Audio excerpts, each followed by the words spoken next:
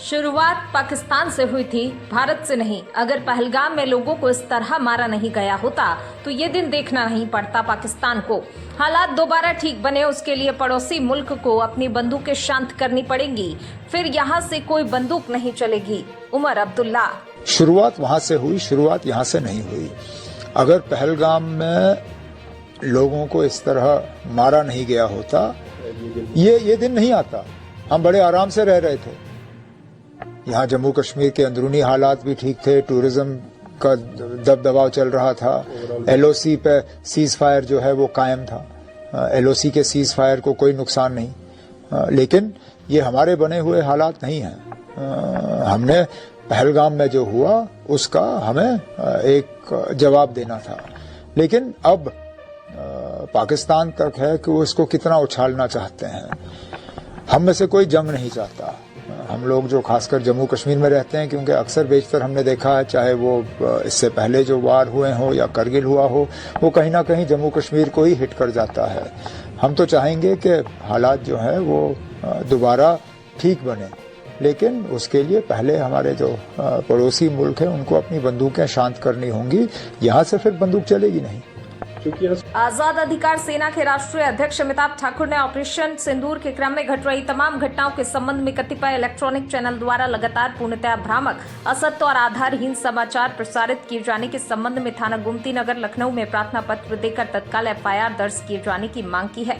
अपनी शिकायत में उन्होंने कहा कि जिस प्रकार से कतिपय इलेक्ट्रॉनिक चैनलों द्वारा बिना किसी आधार के कई प्रकार की फेक न्यूज प्रसारित किए जा रहे हैं, वह निश्चित रूप से घोर चिंता का विषय है और पूरी तरह से देश हित के विरुद्ध है। उन्होंने इन्हें प्रथम दृष्टया भारतीय न्याय संहिता की धारा 152, 223 और 353 में दंडनीय अपराध बताया है। अमिताभ ठाकुर ने प्रकरण को अत्यंत राष्ट्रीय महत्व का बताते हुए तत्काल कार्रवाई की मांग की। साथ ही उन्होंने सूचना और प्रसारण मंत्री को पत्र लिखकर इस प्रकार के फेक न्यूज चलाने वाले चैनलों के लाइसेंस को तत्काल निरस्त करने और उन पर भारी पेनल्टी लगाए जाने की भी मांग की है।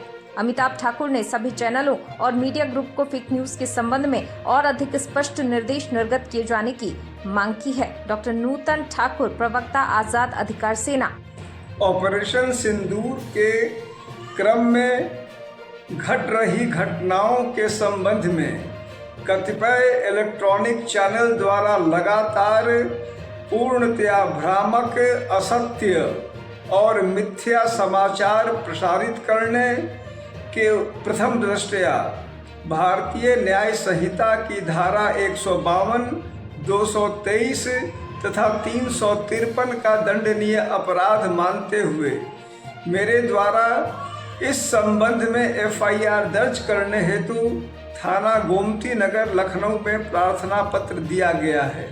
साथ ही इस संबंध में सूचना और प्रसारण मंत्रालय को शिकायत भेजकर ऐसे सभी चैनलों का लाइसेंस तत्काल निरस्त किए जाने और इन पर भारी पेनाल्टी लगाए जाने की मांग भी की गई है। आज बैलगाड़ी दौड़ प्रतियोगिता जबलिया कृषि फार्म 4 लाइन पर छोटी हरदा की बैल जोड़ी में भारतीय सेना के सम्मान में बैलों के सामने तिरंगे को लहराते हुए और पाकिस्तान के झंडे को घसीटते हुए बैलगाड़ी दौड़ाई गई। कलेक्टर सिद्धार्थ जैन ने मध्य प्रदेश माध्यमिक शिक्षा मंडल की हाई स्कूल एवं हायर सेकेंडरी परीक्षाओं की मेरिट लिस्ट में स्थान पाने वाले मेधावी विद्यार्थियों का जिला पंचायत के सभा कक्ष में शुक्रवार को आयोजित कार्यक्रम में माल्यार्पण कर एवं प्रशस्ति पत्र प्रदान कर सम्मान किया। इस अवसर पर जिला पंचायत की मुख्य कार्यपालन अधिकारी श्रीमती सविता झानिया, जिला शिक्षा अधिकारी श्री डी.एस. रघुवंशी और डीपीसी बलवंत पटेल भी उपस्थित थे। जिन विद्यार्थियों का सम्मान इस अवसर पर किया गया उनमें कक्षा 12वीं की मेरिट सूची में शामिल रुद्र प्रताप परसाई, कुमारी प्रीति, पलाश बैरागी, पीयूष, अल्ताफ खान, विधि वाजपेयी, निशा और भद्र प्रताप सिंह तोमर शामिल हैं। इसके अलावा हाई स्कूल परीक्षा की मेरिट लिस्ट में शामिल प्रिंस बघेल, परी वैष्णव, अक्षरा भेसारे और सोहम मोछले का भी कार्यक्रम में सम्मान किया गया। कलेक्टर ने इस अवसर पर उपस्थित सभी मेधावी विद्यार्थियों, उनके माता पिता और उनके शिक्षकों को शुभकामनाएं दी। उन्होंने इस अवसर पर कहा कि कक्षा 12वीं उत्तीर्ण करने के बाद विद्यार्थियों के उज्जवल भविष्य के लिए बहुत से मार्ग एक साथ खुल जाते हैं। उन्होंने विद्यार्थियों से कहा इस वर्ष की तरह आगे भी अच्छी तरह मन लगाकर पढ़ाई करें और जब तक मन वांछित मंजिल न मिल जाए तब तक लगातार मेहनत करते रहें। कलेक्टर ने हाई स्कूल परीक्षा के मेधावी विद्यार्थियों से कहा अपने भावी कैरियर के लिए विषय का चयन अपनी पसंद अनुसार सोच समझ कर करें। इस अवसर पर बताया गया कि हाई स्कूल परीक्षा में इस वर्ष परीक्षा परिणाम गत वर्ष 53% की तुलना में 75% रहा है, जबकि हायर सेकेंडरी परीक्षा में परीक्षा परिणाम लगभग 71% से बढ़कर 74% हुआ है। हरदा पुलिस की सोशल मीडिया एडवाइजरी। वर्तमान संवेदनशील समय में सोशल मीडिया पर भारत और पाकिस्तान के बीच बढ़ते तनाव से संबंधित विभिन्न प्रकार की अफवाहें और भ्रामक खबरें फैलाई जा रही हैं। हरदा पुलिस आप सभी नागरिकों से अपील करती है, कृपया ऐसी किसी भी अप्रमाणित खबर या अफवाह पर विश्वास न करें और न ही उन्हें किसी भी सोशल मीडिया प्लेटफॉर्म जैसे व्हाट्सएप, फेसबुक, ट्विटर आदि पर फॉरवर्ड करें। कुछ असामाजिक तत्व जानबूझकर शांति व्यवस्था भंग करने के उद्देश्य से गलत सूचनाएं प्रसारित कर रहे हैं। ऐसी अफवाहों पर ध्यान देना या उन्हें फैलाना आपके और समाज के लिए हानिकारक हो सकता है और एक कानूनन अपराध भी है। आपसे विनम्र निवेदन है, केवल आधिकारिक सूत्रों पर विश्वास करें। भारत सरकार, राज्य सरकार, रक्षा मंत्रालय, गृह मंत्रालय या विश्वसनीय समाचार प्रतिष्ठानों द्वारा जारी की गई आधिकारिक सूचनाओं पर ही भरोसा करें। अफवाहों को क्रॉस चेक करें। यदि आपको कोई ऐसी जानकारी मिलती है जो चिंताजनक है तो कृपया उसकी सत्यता की पुष्टि आधिकारिक सूत्रों से अवश्य करें। बिना पुष्टि के उससे बिल्कुल भी आगे न बढ़ाएं। भ्रामक पोस्ट को रिपोर्ट करें। यदि आपको सोशल मीडिया पर कोई ऐसी पोस्ट, मैसेज, फोटो या वीडियो दिखाई देता है जो अफवाह फैला रहा है या भ्रामक है तो कृपया उसकी सूचना तत्काल नजदीकी थाने को अथवा जिला साइबर सेल को दें। कानूनी कार्रवाई से बचें। याद रखें, सोशल मीडिया पर गलत या भ्रामक जानकारी फैलाना कानूनन अपराध है और ऐसा करने वालों के खिलाफ सख्त कानूनी कार्रवाई की जा सकती है। वर्तमान स्थिति को देखते हुए साइबर अटैक की संभावना है, अतः किसी भी अनजान लिंक, साइट पर क्लिक न करें। हरदा पुलिस जिले में शांति और सुरक्षा बनाए रखने के लिए प्रतिबद्ध है। किसी भी प्रकार की संदिग्ध गतिविधि या सूचना के लिए तत्काल Harda police control room 7587619557, Harda cyber cell 9479993204 अथवा अपने नजदीकी थाने से संपर्क करें। अग्निचक्र समाचार सेवा। विधायक एवं पूर्व कैबिनेट मंत्री श्रीमती अर्चना चिटनेस, महापौर श्रीमती माधुरी अतुल पटेल, कलेक्टर हर्ष सिंह सहित जनप्रतिनिधियों, गणमान्य नागरिकों ने मोहम्मदपुरा स्थित अमृत 2.0 योजनांतर्गत बुरहानपुर की रेणुका झील के उन्नयन कार्य का अवलोकन किया। श्रीमती अर्चना चिटनेस ने बताया कि रेणुका माता झील में गोबियन संरचना, झील के किनारों पर स्टोन पिचिंग कार्य, गार्डन एवं चारों ओर पार्थवे गार्डन विकास, फव्वारे की स्थापना, सौंदर्यीकरण एवं वृक्षारोपण का कार्य किया जा रहा है। इसके अतिरिक्त रेणुका झील में आने वाले मोहम्मदपुरा गांव के सीवरेज वाटर से झील में मिलने वाली अशुद्धि को रोकने के लिए इंटरसेप्शन डाइवर्जन स्ट्रक्चर का निर्माण कर सीकर लॉस के माध्यम से जल मल की अशुद्धि को बाईपास कर झील में मिलने से रोका जाएगा। झील में साल भर पानी की उपलब्धता सुनिश्चित करने के लिए बोहरड़ा स्थित एसटीपी का ट्रीटेड वाटर पंप करके झील तक लाने के लिए पाइपलाइन भी डाली जा रही है। साथ ही परिसर में पौधारोपण किया जा रहा है। लोगों को जल और प्रकृति से जोड़ने हेतु इस स्थान पर इंटरप्रिटेशन सेंटर बनाए जाने की भी योजना की जा सकती है, जिससे शहरवासियों को एक सुविधा मिल सकेगी। इस पर लगभग 1,85,00,000 रुपए व्यय किए जा रहे हैं। ताप्ती के तट पर मन को आनंदित करने वाली इस झील को भारत सरकार की योजना अमृत 2 के अंतर्गत स्वीकृत करने पर प्रधानमंत्री श्री नरेंद्र मोदी का धन्यवाद ज्ञापित करती हूँ। योजना के क्रियान्वयन के लिए महापौर श्रीमती माधुरी पटेल, जिला प्रशासन नगर निगम का अभिनंदन करती हूँ। इस दौरान महापौर श्रीमती माधुरी पटेल, कलेक्टर हर्ष सिंह, भाजपा जिलाध्यक्ष डॉक्टर मनोज माने, पूर्व महापौर अतुल पटेल, नगर निगमायुक्त संदीप श्रीवास्तव, जनपद पंचायत अध्यक्ष प्रतिनिधि प्रदीप पाटिल, चिंतामन महाजन, कैलाश पारिक, पार्षद धनराज महाजन, संभाजीराव सगरे, आशीष शुक्ला, अशोक महाजन, मनोज कुलवाणी, हेमेंद्र महाजन, एजाज अशरफी, प्रभाकर चौधरी, रवि गावड़े, डॉक्टर मनोज अग्रवाल, रवि काकड़े, चिंटू राठौर, अक्षय मोरे, गौरव शिवहरे, श्रीमती सुधा चौक से महेश सिंह चौहान, देवराम महाजन, श्रीमती संध्या कदवानी, ईश्वर चौहान, प्रमोद गढ़वाल, भावनदास चंचलानी, महेंद्र सिरतुरे, रुपेश लेहनकर, आकाश चौधरी, रोहन पाटिल, उमेश देवस्कर, प्रशांत रावतोले, कमर भाई एवं प्रसाद उमाले सहित अन्य जनप्रतिनिधि, गणमान्य नागरिक और अधिकारीगण उपस्थित रहे। विधायक श्रीमती अर्चना चिटनेस ने कहा कि बुरहानपुर की रेणुका झील पर भारत सरकार की योजना अंतर्गत जल संवर्धन की दृष्टि से किया जाने वाला एक महती व अर्थपूर्ण कार्य है। मुख्यमंत्री डॉक्टर मनमोहन यादव जी द्वारा चलाए जा रहे जल गंगा संवर्धन अभियान अंतर्गत इस झील का कार्य भी सुनिश्चित किया जा रहा है। इसी परिप्रेक्ष्य में जल संवर्धन एवं भूमिगत जल पूर्ण भरण अंतर्गत आज बुरहानपुर की रेणुका झील में जनप्रतिनिधियों तथा प्रशासनिक अधिकारियों के साथ अवलोकन किया गया। हमारे वेदों एवं पुराणों में प्रकृति संवर्धन, जल संवर्धन के महत्व को रेखांकित किया गया है। यह हम सबका नैतिक दायित्व है कि हम जल समृद्धि बुरहानपुर हेतु हमारी पीढ़ी को जल संस्कारों से अवगत कराएं। प्रधानमंत्री श्री नरेंद्र मोदी जी द्वारा परिकल्पित जल शक्ति मिशन का बुरहानपुर में सर्वश्रेष्ठ क्रियान्वयन हो रहा है। इस हेतु ग्रामवार कार्य योजना बनाकर क्रियान्वयन किया जा रहा है।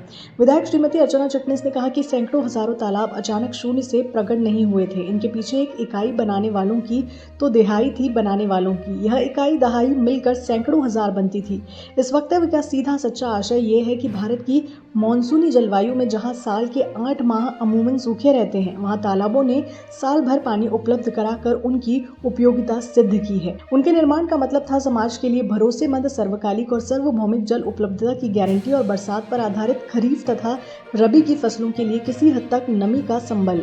ये खासियत तालाब खोदते मात्र से हासिल नहीं हुई है। ये खासियत हासिल हुई है तत्कालीन जल मनीषियों के लंबे अवलोकनों तथा स्थानीय घटकों के असर को समझने के बाद।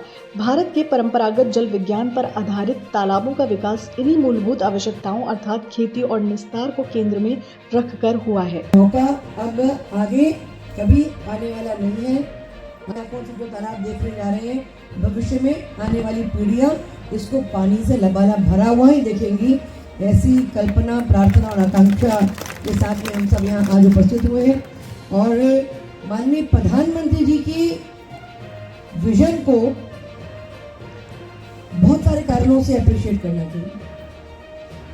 अभी कल हम प्रधानमंत्री जी से राष्ट्र के नाम जब संदेश सुन रहे थे, तब उनकी बात में उन्होंने जितनी भी बात कही, जो हम अपेक्षा कर रहे थे वो कुछ भी उन्होंने कहा नहीं, पर जो अपेक्षा कर रहे थे वो उन्होंने करके दिखा दिया। उसकी मैं आप सबको आज इस रेणुका झील के और माता रानी के चरणों में यहाँ खड़े होकर मैं आप सबको, सभी प्रत्येक भारतीयों को बधाई देती हूँ और माननीय प्रधानमंत्री जी को धन्यवाद देती हूँ। और अब आप देखो, बात तो लगभग वैसे मुझे बात मिलती जुलती सी लगती है। जैसे उन्होंने आतंकवादियों का सफाया करा, वैसे महापौर जी आप झील में आने वाले गंदे सीवरेज पानी का आपने सफाया कर दिया, उसको आप बाहर कर देंगे। उसकी गंदगी दूर हो, ना वो झील में जाए, ना कुएं में जाए, जहाँ हमारे मन में आए, ना हमारे आचरण में आए। गंदगी को दूर करना, अच्छे विचारों के साथ अच्छे काम करना, ये एक बहुत महत्वपूर्ण विषय है। और आपने मेरे मुंह से ये बार बार ये शायद एक कथानक सुना होगा। ये 4 भाई थे, कुरन, बुरान, सरमन और कौरव, और ये चारों खेती करने जाते थे। ये मैं बार बार आपको सुनाती हूँ ये बात। और जो बेटी थी उनमें से एक भाई की, कुरन की, वो दोपहर में खाने की पोटली लेकर खेत में आती थी। एक बार वो दौड़ते हुए कि पिता मेरे भूखे होंगे, चाचा लोगों को भूख लगी होगी, दराती में खाने की पोटली लेकर आ रही थी और कोई पत्थर उसके पैर से टकराया। दर्द से वो तिलमिला गई और गुस्से में उसने दराती से उस पत्थर को जैसे उखाड़ने की गुस्से में कोशिश करी, फेंकने की।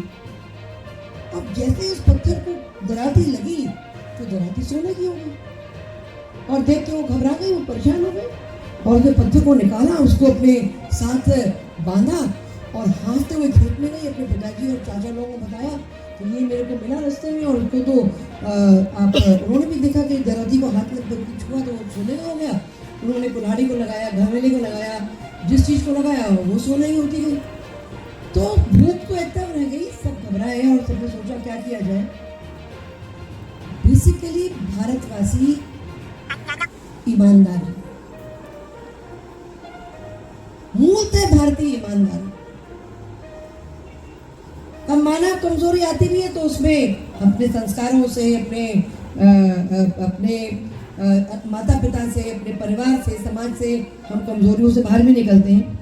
तो चारों ने सोचा कि ये पत्थर जो भी है हम जाके राजा को दे आते हैं, क्योंकि आज नहीं तो कल राजा को पता लगेगा, वो पत्थर भी ले जाएगा और बना हुआ सारा सोना भी ले जाएगा। तो राजा के पास गए, राजा को पूरी उन्होंने कथा सुनाई और राजा ने पूरी बात सुनी और राजा मुस्कुराए और उन्होंने ना उनसे पारस लिया, ना सोना लिया, सब चारों भाइयों को लौटा दिया और उन्होंने कहा ये तुम साथ ले जाओ और इससे जो धन तुम्हें मिलेगा उससे अच्छे अच्छे काम करते जाओ। और आपके जबलपुर में बूढ़ागढ़ में बूढ़ा सागर है, मझगवा में सरवन सागर है, कुआं ग्राम में पौराई सागर है और कुंडम गांव में कुंडम सागर है, जो 1907 के गजेटियर में अंग्रेजों ने उसको डॉक्यूमेंट किया। हम तो डॉक्यूमेंटेशन में बहुत कमजोर थे, तो अंग्रेजों को पता ही लगा ये देश चलता कैसे है, देश चलाता कौन है। अंग्रेजों को लगा क्योंकि डॉक्यूमेंटेशन नहीं है तो यहाँ कुछ होता ही नहीं होगा। रीवा में 2500 तालाब थे हमारे रीवा में, और छोटे छोटे 2-2 हजार 1.5 हजार की संख्या के गांव में 10-10 12-12 तालाब हुआ करते थे। और जब ये राजा ने कहा कि अच्छे अच्छे काम करते जाना, तो क्या करा वो चारों भाइयों ने? तालाब। मैं माननीय प्रधानमंत्री जी का आभार मानते हुए कि उन्होंने अमृत 2 की योजना के अंतर्गत नगर निगम को वो राशि दी, और उस राशि का उपयोग करते हुए इस रेणुका झील का रिजुविनेशन का काम नगर निगम ने प्लान किया, टेंडर किया, वर्क ऑर्डर किया, और वो काम पूर्णता की ओर है। और अच्छे अच्छे काम करते जाना के भाव से आपने झील विहीन और खाली झील वाले हमारे बुरहानपुर को एक पानी से लबालब साफ सुथरे पानी से भरी हुई झील देने का जो काम किया है, इसके लिए मैं बुरहानपुर की ओर से आपको बहुत बहुत आपको आभार मानती हूं। आज का भारत और भारतीय दोनों को नमन। राजनाथ सिंह, पाकिस्तान और पीओके में जिस तरह से हमारी आर्म्ड फोर्सेस ने आतंकी कैंपों को नेस्तनाबूद किया, वह हम सब के लिए गौरव का विषय है। 116 सेकंड के इस वीडियो में लगभग 40 सेकंड तो तालियां ही बजती रही बार बार, जो ये दर्शाता है कि लोग इंडियन आर्मी की इस जांबाज कार्रवाई से कितना खुश हैं। साथियों, सबसे पहले तो मैं हमारी आर्म फोर्सेज ने कल जो कार्रवाई की है,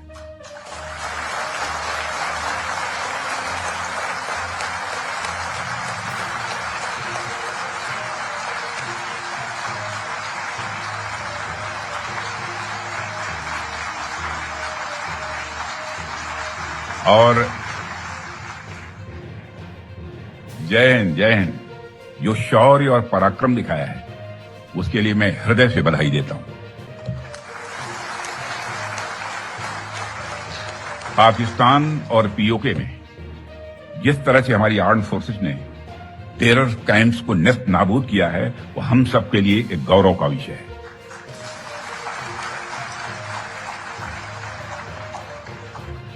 साथियों, आप सभी नेशनल क्वालिटी कॉन्क्लेव का आयोजन ये आपका चल रहा है।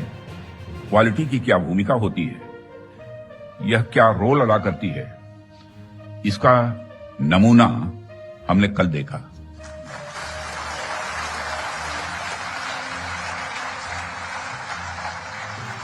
जिस प्रेसिजन के साथ यानी जिस सटीकता के साथ ऑपरेशन सिंदूर एग्जीक्यूट किया गया, वह अनइमेजिनेबल है, बहुत ही सराहनीय है। इसमें 9 टेररिस्ट कैंप्स तबाह हुए और अच्छी खासी संख्या में आतंकी मारे गए। जिस तरह से इस ऑपरेशन को किसी भी इनोसेंट को नुकसान पहुंचाए बिना मिनिमम कोलेटरल डैमेज के साथ अंजाम दिया गया, वह इसलिए संभव हो पाया क्योंकि हमारे formidable and professionally trained armed forces के पास इक्विपमेंट भी हाई क्वालिटी के थे। मध्य प्रदेश कयाकिंग कैनोइंग एवं भारतीय कयाकिंग कैनोइंग एसोसिएशन के तत्वाधान में 34वीं राष्ट्रीय सब junior canoe sprint championship Bhopal में गत दिवस आयोजित हुई। प्रतियोगिता में जिले के ग्राम बिचौला माल निवासी कनुप्रिया सिंह राजपूत ने 500 मीटर वर्ग में रजत पदक और 200 मीटर स्प्रिंट में कांस्य पदक हासिल किया। गुरुवार को पुलिस अधीक्षक अभिनव चौकसी ने कनुप्रिया की इस उपलब्धि के लिए मेडल पहनाकर सम्मानित किया और उससे भविष्य में अंतर्राष्ट्रीय स्तर पर पदक जीतने और सिविल सर्विस में जाने के लिए प्रेरित किया। इस अवसर पर यातायात प्रभारी संदीप सुनेश, खेल समन्वयक सलमा खान, कनुप्रिया के माता पिता उपस्थित थे। खेल समन्वयक सलमा खान ने इस अवसर पर बताया, कनुप्रिया का चयन मध्य प्रदेश शासन खेल और युवा कल्याण विभाग भोपाल द्वारा अगस्त 2024 में हरदा जिले से हुआ था। कनुप्रिया खेल विभाग की अकादमी में रहकर निःशुल्क प्रशिक्षण प्राप्त कर रही हैं। खेल एवं युवा कल्याण विभाग प्रतिवर्ष खिलाड़ियों का अलग अलग अकादमियों के लिए चयन करता है। सोफिया कुरैशी से वो आपको आज तड़के सवेरे से हुई घटनाओं से अवगत कराएं। कंग्रेचुलेशन। Thank you sir.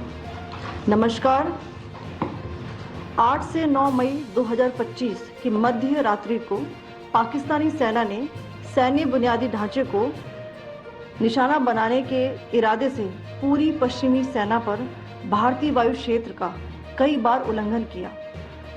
यही नहीं बल्कि पाकिस्तानी सेना ने नियंत्रण रेखा पर भारी कैलिबर वाले हथियारों से गोलीबारी भी की। अंतर्राष्ट्रीय सीमा और नियंत्रण रेखा पर लेह से लेकर सरक्रीक तक 36 स्थानों पर 300 से 400 लगभग ड्रोनों का इस्तेमाल घुसपैठ का प्रयास करने के लिए किया गया। भारतीय सशस्त्र बलों ने काइनेटिक्स व नॉन काइनेटिक साधनों का उपयोग करके इनमें से कई ड्रोन्स को मार गिराया। इतने बड़े पैमाने पर हवाई घुसपैठों का संभावित उद्देश्य वायु रक्षा प्रणालियों का परीक्षण करना और खुफिया जानकारी इकट्ठा करना था। ड्रोन के मलबे की फोरेंसिक जांच की जा रही है। प्रारंभिक रिपोर्ट्स से पता चलता है कि वे तुर्की के असीस गार्ड सोंगर ड्रोन्स हैं। इसके उपरांत रात में पाकिस्तान के एक सशस्त्र यूएवी ने भटिंडा सैन्य स्टेशन को निशाना बनाने की कोशिश भी की, जिसे पकड़ा गया और उसे निष्क्रिय कर दिया गया। पाकिस्तानी हमले के जवाब में पाकिस्तान में 4 हवाई रक्षा स्थलों पर सशस्त्र ड्रोन्स लॉन्च किए गए। इनमें से एक ड्रोन एडी रडार को नष्ट करने में सक्षम रहा। पाकिस्तान ने जम्मू कश्मीर के तंगधार, उरी, पुंछ, मेंढर, राजौरी, अखनूर और उधमपुर में भारी कैलिबर आर्टिलरी गन और सशस्त्र ड्रोन्स का उपयोग करके नियंत्रण रेखा के पार गोलीबारी भी की, जिसके परिणाम स्वरूप भारतीय सेना के कुछ जवान हताहत हुए और घायल हुए। भारतीय जवाबी कार्रवाई में पाकिस्तानी सेना को भी बड़ा नुकसान पहुंचाया गया। इसके अलावा पाकिस्तान का गैर जिम्मेदाराना व्यवहार फिर से सामने आया। 7 मई 2025 को रात 8:30 बजे एक असफल अकारण ड्रोन और मिसाइल हमला करने के बावजूद पाकिस्तान ने अपना नागरिक हवाई क्षेत्र बंद नहीं किया। पाकिस्तान अपने नागरिक विमानों को ढाल के रूप में इस्तेमाल कर रहा है, जबकि उसे अच्छी तरह से पता है कि भारत पर उसके हमले से हवाई रक्षा की तीव्र प्रतिक्रिया होगी। यह भारत और पाकिस्तान के बीच अंतर्राष्ट्रीय सीमा के पास उड़ान भरने वाले अंतर्राष्ट्रीय उड़ानों सहित नागरिक विमानों के लिए सुरक्षित नहीं है। यहाँ स्क्रीन शॉट में पंजाब सेक्टर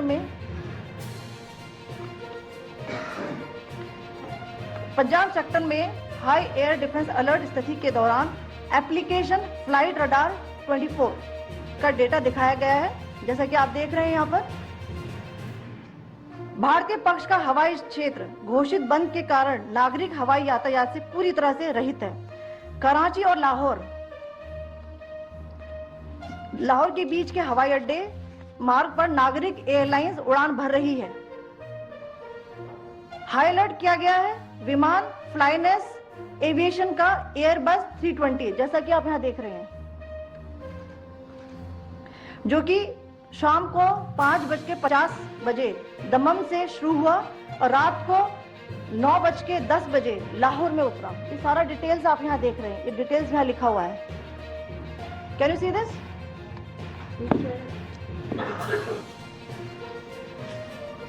भारतीय वायुसेना ने अपनी प्रतिक्रिया में काफी संयम दिखाया और इस प्रकार अंतर्राष्ट्रीय नागरिक विमान सेवा की सुरक्षा सुनिश्चित की। धन्यवाद। जय Hind.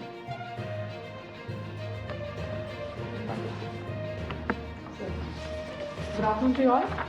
On the intervening night of 8th-9th May 2025, Pakistan military carry out multiple violations of Indian airspace along the entire western border with an intent to target military infrastructure. Pakistan military also resorted to firing of heavy caliber weapons along the line of control. Along the international border and line of control, drone intrusions were attempted from Leh to Sar Creek at 36 locations with approximately 300 to 400 drones. Indian Armed Forces brought down a number of these drones using kinetic and non-kinetic means.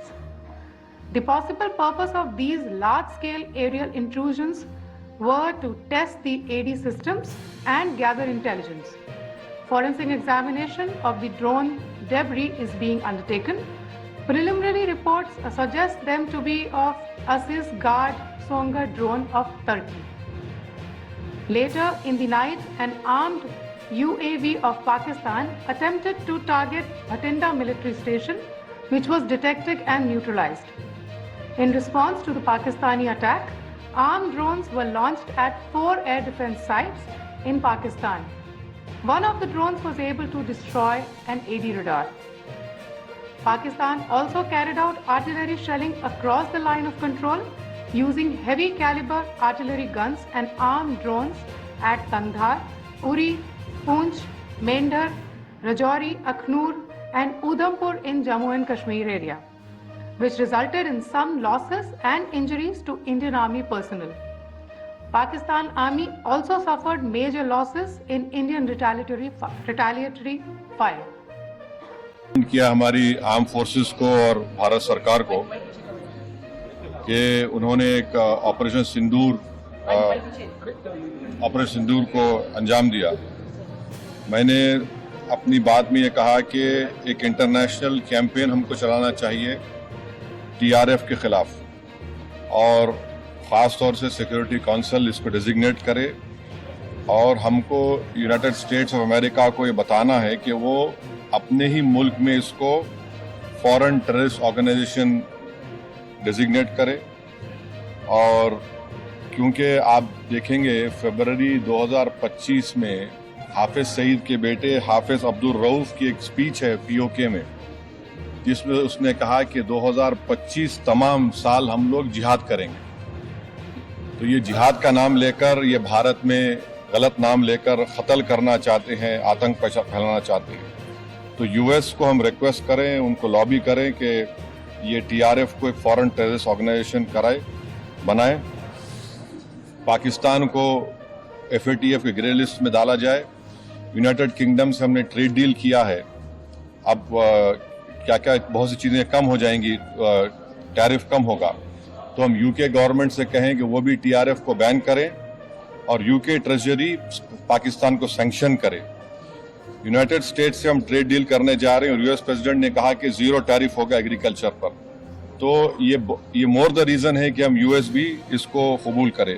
अब कश्मीर में government के पास एक बहुत सुनहरा मौका है, तारीखी मौका है कि वो यकीनन पाकिस्तान को कन्फ्रंट करें, मगर कश्मीरियों को अडॉप्ट करें।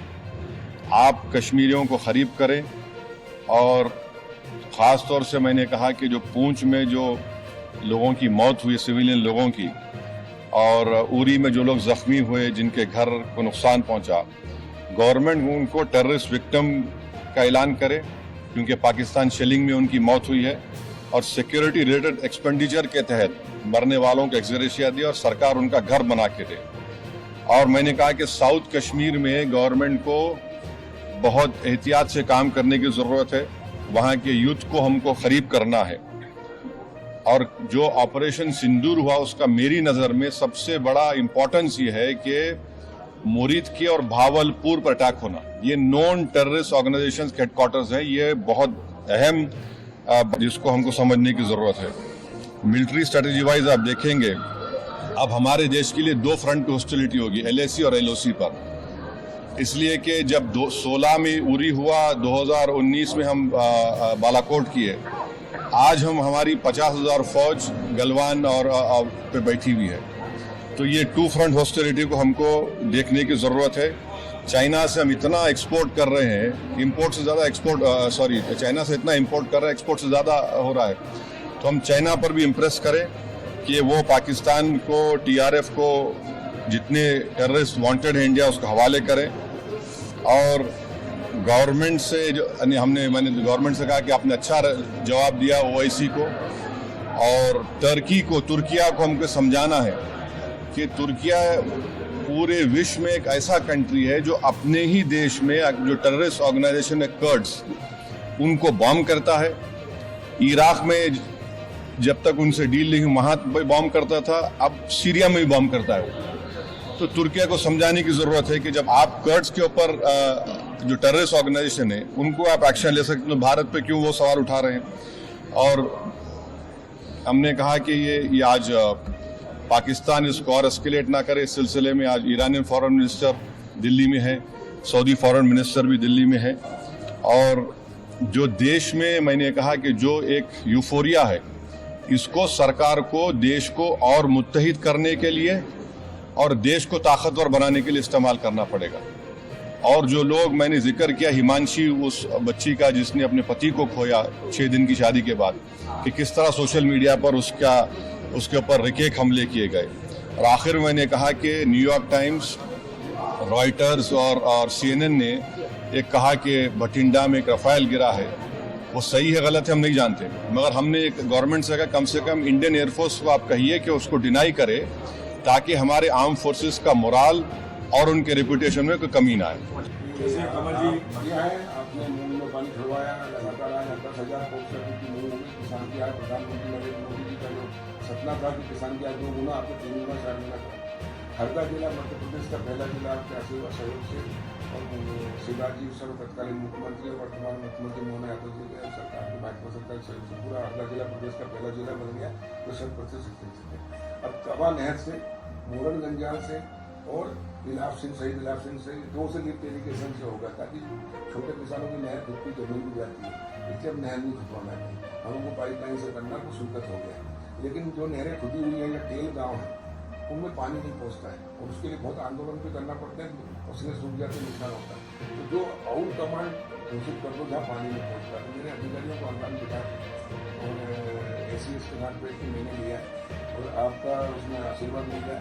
और निर्देश देने अधिकारियों को कि जो हमने प्रस्ताव दिया कि हलिया से हरदा रोड और हरदा से रेलवे लाइन खिंचा या तेल का एरिया नीचे था, वहाँ पर पानी नहीं पहुंचता, उसको आउट कमांड घोषित कर दे, तो सही विभाग से उद्योग सिंचाई योजना में गाँव शामिल हो जाए।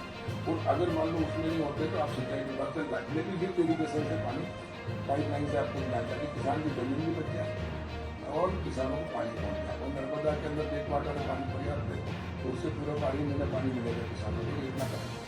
आप जानते हैं आज कमल जी हमारे मध्य प्रदेश शासन के पूर्व मंत्री हैं, भाजपा के वरिष्ठ नेता हैं, मेरे छोटे भाई हैं, और हमेशा सिंचाई के लिए लड़ाई लड़ी, किसानों की लड़ाई लड़ी।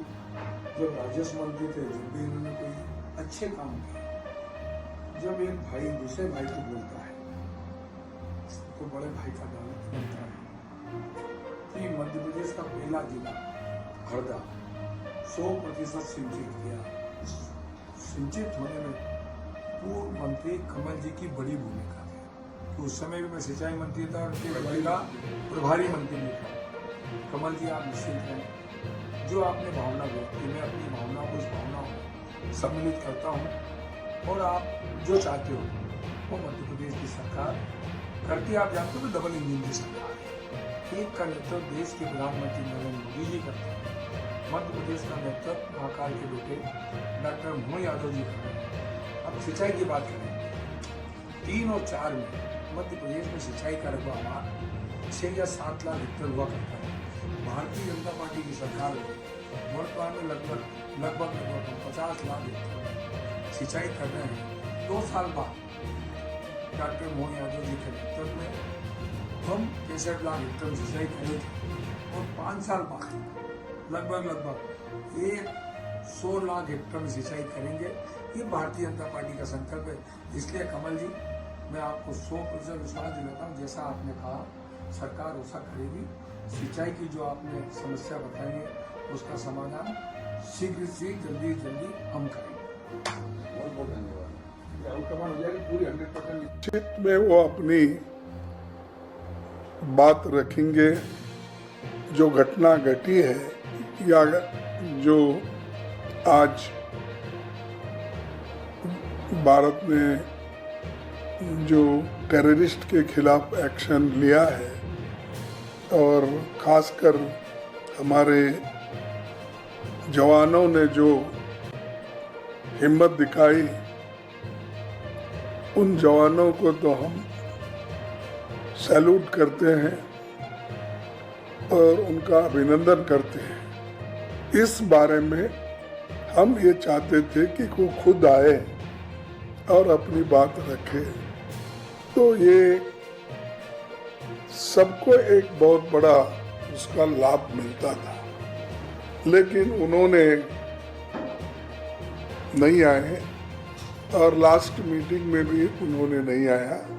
ये बड़ी दुख की बात है। जब हम सब मिलके कर रहे हैं और गवर्नमेंट को हम पूरी जितने भी इंडिया अलायंस के गठबंधन पार्टी के लोग हैं वो पूरे थे और दूसरे जो अलायंस नहीं भी है तो दूसरे पार्टी के लोग भी एक वॉइस में सभी ने कहा कि आप आगे बढ़ो, हम आपको पूरी मदद करेंगे, हम आपके निर्णय के साथ हैं और हम आर्मी के साथ है। आर्मी जो भी एक्शन ले रही है, क्योंकि प्राइम मिनिस्टर ने तो ये कहा है कि आर्मी को मैं संपूर्ण अधिकार देता हूँ, वो कोई भी एक्शन लेने दो, वो हम उनके साथ है, उनके एक्शन को अप्रूव करेंगे। तब हम भी ये चाहते थे कि क्या हुआ क्या नहीं हुआ, लेकिन हमारे डिफेंस मिनिस्टर ने ये कहा कि नहीं, ये नाजुक घड़ी है, इस वक्त हम सविस्तार से बोलना ये अच्छा नहीं है और देश के हित में हम ये चाहते हैं कि ऐसे प्रश्न न पूछे जाए जो हमारे डिफेंस सीक्रेट होते हैं और हमारी एक्शन क्या है वो देश के हित में हम जो करते हैं, अब इस वक्त उसको हम डिस्क्लोज करना नहीं चाहते। तो हमने ये सोचा कि देश में हित में जब ये बात कही जा रही है और सभी पार्टियों ने भी जब मान ली कि ये देश के हित में वो कोई बोलना नहीं चाहते हैं और हम लोग भी इसको गंभीरता से लेके कोई प्रश्न उनको नहीं पूछा। सभी जितने भी पार्टियां वहाँ पर थे 20-21 सभी ने जो कहा उसको उत्तर फिर उन्होंने सिर्फ यही शब्दों में कहा जो शब्द मैंने पहले कहा था। तो एक हमारी चिंता थी और सभी ने एक मुद्दा उठाया कि बॉर्डर पे जो हमारे लोग हैं उनकी सुरक्षा ठीक होना चाहिए और जो कश्मीर घाटी में भी जिनके जान गए हैं उनकी भी देखभाल होना चाहिए, क्योंकि वो खास करके अपना पुंज और एक क्षेत्र है ना ये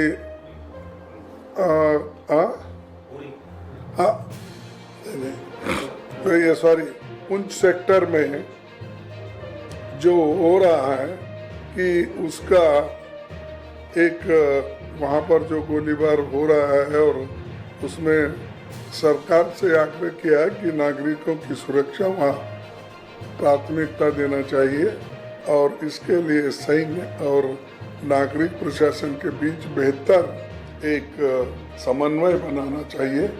ये हम सरकार से मांग किए हैं और सरकार हमको श्योर किए कि हर तरह के कदम उठाएंगे सिविलियंस को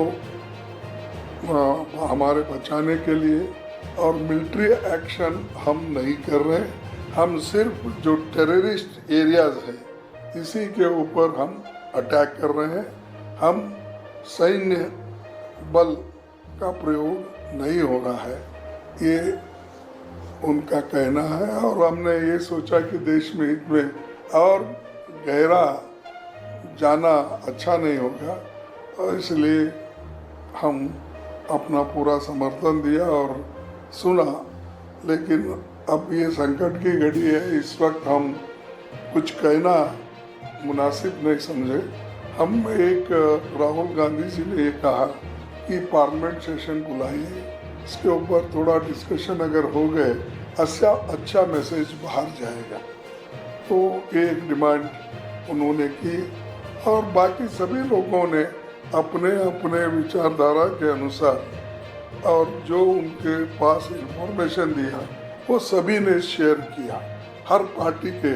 और हर पार्टी ने यही कहा कि हम हमारे सैन्य बल के साथ हैं और उनको हम सलाम करते हैं, और हम ये चाहते हैं कि देश को एक रखने के लिए सभी पार्टी के लोग एकजुट होकर ये जो सरकार सैन्यों के साथ मिलके ये काम कर रहे हैं, इसका हम भरपूर सपोर्ट करते हैं। पहले जम्मू कश्मीर के रामबन में एक सड़क दुर्घटना में सेना के जवानों की दुखद मौत हुई। उसमें हमारे बेगूसराय के गृह जिले के एक जवान की भी शहादत हुई है। सबसे पहले तो हम इस मंच से उन जवानों को श्रद्धांजलि व्यक्त करते हैं, और दूसरा आप सबका स्वागत करते हुए आज एक गंभीर विषय पर प्रेस वार्ता के लिए आपके बीच उपस्थित हैं। आप सब ने देखा होगा, पटना से अभी एक बहुत ही गुस्से वाली और दुखद शर्मनाक खबर आ रही है कि एक बार फिर से बिहार के अभ्यर्थियों पर, बिहार के विद्यार्थियों पर पटना पुलिस ने बर्बर लाठीचार्ज किया है। और ये पहली घटना नहीं है। आप अगर पिछले कुछ महीनों में लगातार जो खबरें सुर्खियों में रही हैं उसको देखेंगे तो बार बार बिहार के विद्यार्थियों के ऊपर लाठीचार्ज किया जाता है। और लाठीचार्ज की नौबत क्यों आती है? लाठीचार्ज की नौबत इसलिए आती है कि सरकार एक अहंकार में है। यह जो डबल इंजन की फर्जी सरकार है, कायदे से वहाँ पर नौकरियों का अंबार होना चाहिए, लेकिन वहाँ पर लाठियों की बौछार हो रही है। आप जब बिहार के बेरोजगारी दर को देखेंगे तो देश के बेरोजगारी दर से बिहार का बेरोजगारी दर ज़्यादा है, और उसमें बिहार के अंदर जो ग्रामीण बेरोजगारी है वो बहुत चिंताजनक है। एक व्यक्ति यदि कमाने वाला हो तो 3 इंसान उसके ऊपर निर्भर है, 3 लोगों का पालन पोषण उसके ऊपर निर्भर करता है।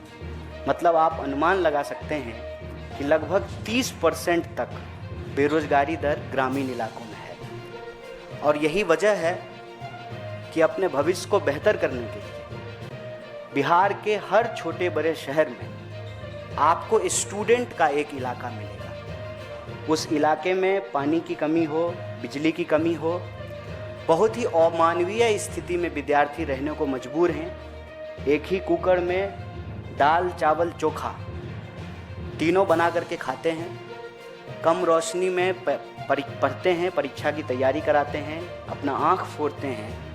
और जब नौकरी की बात आती है, अव्वल तो समय पे बहाली नहीं होती है। अगर सरकार अपने प्रचार के लिए कोई बहाली ले आए तो हर बहाली में वह कानूनी विवाद में फंसता है, उसको लेकर के कोई ना कोई विवाद होता है। बीपीएससी इन बातों को सुनने की बजाय बिल्कुल अहंकारपूर्ण तरीके से विद्यार्थियों के साथ व्यवहार करती है। चाहे बिहार में प्रशासनिक पदाधिकारियों की नियुक्ति का मामला हो, चाहे टीचर रिक्रूटमेंट एग्जाम टियर 3 के परीक्षार्थियों का मामला हो, चाहे बिहार में डोमिसाइल का मामला हो, किसी भी मुद्दे पर बिहार के विद्यार्थियों को सुना नहीं जाता है। और अगर आप बेरोजगारी को देखेंगे तो बिहार में लगभग 4 लाख पोस्ट खाली है। सरकार का दावा है कि हम सबसे ज़्यादा नौकरियां दिए हैं।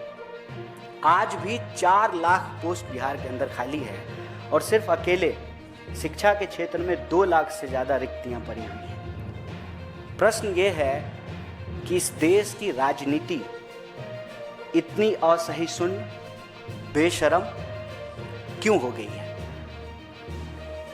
कोई भी सवाल उठा करके देख लीजिए। पिछली बार प्रशासनिक पदाधिकारी की जो परीक्षा हुई उसके विरोध में जब विद्यार्थी पटना की सड़कों पर उतरे तो कड़ाके की ठंड में उनके ऊपर वाटर कैनन छोड़ा गया, फिर लाठियां चलाई गई। हमारा तो ये मानना है कि बिहार में अब की बार पलटी मार की सरकार नहीं है, लाठी मार सरकार बन गई है। कोई भी मुद्दा हो, बेरहमी से जो है विद्यार्थियों के साथ मारपीट की जाती है और आप उनके मुद्दों को सिर्फ सुन लीजिए। वो कुछ नहीं मांग रहे हैं। वो एक तो कहते हैं कि आप समय पे बहाली निकालिए, दूसरा कहते हैं कि आप पारदर्शी तरीके से उस बहाली को पूरा कीजिए, उस प्रक्रिया को पूरा कीजिए। दोनों सवाल को लेकर के सरकार कुछ भी सुनने को तैयार नहीं है। और अभी डोमिसाइल के सवाल पर जेडीयू के एक नेता कह रहे थे कि बिहार में बिहार के लोगों को नौकरी मिलेगी, ये सुनने में अच्छा लगता है। नहीं, ये सुनने में नहीं अच्छा लगता है, ये सुनने में बहुत बुरा लगता है कि बिहार के लोगों को बिहार में नौकरी नहीं मिलती है, बिहार के लोगों को बिहार में शिक्षा नहीं मिलती है, बिहार के लोगों को बिहार में स्वास्थ्य की व्यवस्थाएं मुहैया नहीं होती है। ये सुनने में बहुत बुरा लगता है। चाहे पलायन का सवाल हो, अकेले बिहार से लगभग 70 लाख लोग पलायन किए हैं। पिछली बार आंकड़ा सरकार ने दिया था कोविड के दौरान, अकेले बिहार से। चाहे पलायन का सवाल हो, नौकरी रोजगार का सवाल हो, शिक्षा का सवाल हो, पंचवर्षीय योजना केंद्र सरकार ने बंद कर दिया है, लेकिन बिहार के विश्वविद्यालयों में अभी भी पंचवर्षीय योजनाएं चल रही हैं। शायद आपको दिल्ली में बैठ करके ये भरोसा नहीं हो कि बिहार में ग्रेजुएशन 5 साल का है, 3 साल का ग्रेजुएशन जिसकी डिग्री 5 साल में मिलती है। और कोई भी स्टूडेंट का इलाका आप जा करके देख लीजिए कि कैसी हालत में वो वहाँ रह रहे हैं। क्या आप इमेजिन कर सकते हैं एक ही कुकर में चावल दाल चोखा तीनों बनाना? स्टूडेंट वहाँ पर इस स्थिति में रहते हैं, आंख फोड़ करके अपनी पढ़ाई करते हैं, वक्त पे बहाली नहीं होती है, और जब बहाली होती है हर बहाली में गड़बड़ी होती है। हमारा ये कहना है कि बिना सरकार की सह पे ये कैसे संभव है कि इतना बड़ा रैकेट चल रहा है। आप देश के अंदर कोई भी परीक्षा में गड़बड़ी हो, उसका तार जो है आपको बिहार से जुड़ता हुआ दिखाई देगा। ये कैसे संभव है कि सरकार जब सुशासन का इतना दावा कर रही है तो एक भी बहाली जो है सही तरीके से नहीं होता है। और बीपीएससी जो है उसको सुनने की बजाय जब एक